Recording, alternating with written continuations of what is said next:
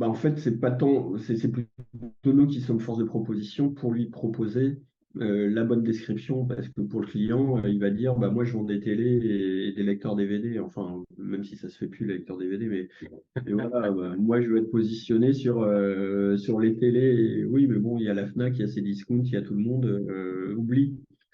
Donc, c'est plutôt nous qui allons être force de proposition en essayant il y a le côté audit du site, mais il y a aussi audit de l'activité malgré tout, hein, et essayer de bien comprendre son métier et son activité. Donc, on va plutôt le faire parler et si on a réalisé son site, ce qui est souvent le cas malgré tout, hein, donc on devient un peu expert de notre client en sachant ce qu'il fait exactement.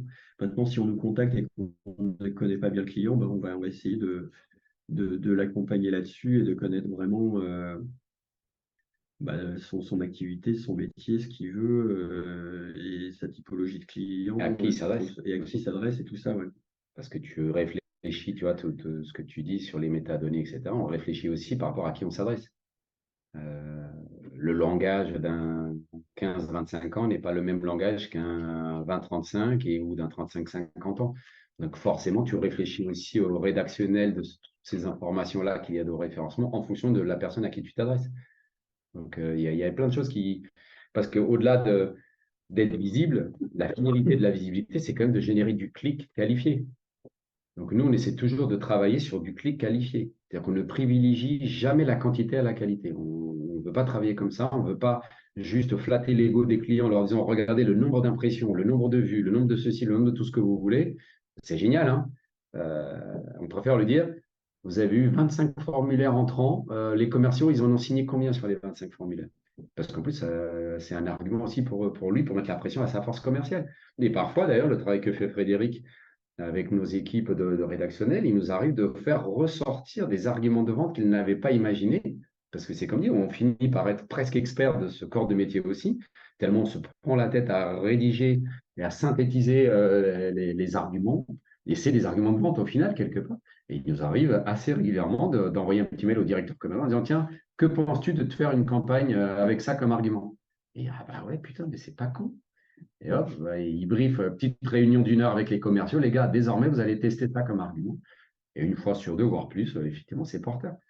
Et c'est ce qui est passionnant dans ce truc-là, c'est que chaque client est différent et tu peux avoir deux clients qui vendent exactement la même chose, mais ils ne sont pas localisés au même endroit, ils n'ont pas la même cible de clients, ils n'ont pas les mêmes impératifs.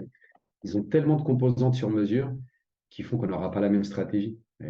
Après, c'est des choix. C'est-à-dire que voilà, après, on parle un peu business model et nous, notre business model, il n'est pas basé sur de l'industrialisation. Donc, on est vraiment sur un travail de sur-mesure. Après, tu as aujourd'hui sur Internet des milliers de boîtes et de sites Internet qui te vendent de la stratégie digitale industrialisée à 30 balles par mois ou que sais-je. Voilà, c'est un parti pris. Je ne dis pas qu'ils sont mieux que nous ou moins bons.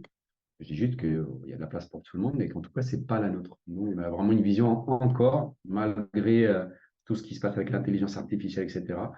On croit malgré tout encore et fort à la valeur ajoutée humaine et à l'expertise de l'humain, parce que nous, on capitalise sur de l'expérience, sur du vécu. C'est-à-dire que l'intelligence artificielle ne va pas être capable de s'asseoir autour d'une table avec le client et de le faire parler effectivement sur comment. Parce que nous, nos questions, des fois, c'est mais il y a 20 ans, quand vous avez voulu créer votre boîte, c'était quoi l'idée? Et puis là, le mec, il prépare sur un roman, mais c'est génial parce que tout ce qu'il va nous dire, c'est du vrai ressenti de fond. Et sans qu'il s'en rende compte, il est en train de nous balancer plein d'infos pour que derrière, Frédéric, il va synthétiser ça avec les filles. Et il va ressortir le bon titre, la bonne balise, H1, H2, H3, la métadescription qui va bien, le bon choix de photo avec la bonne balisage, etc.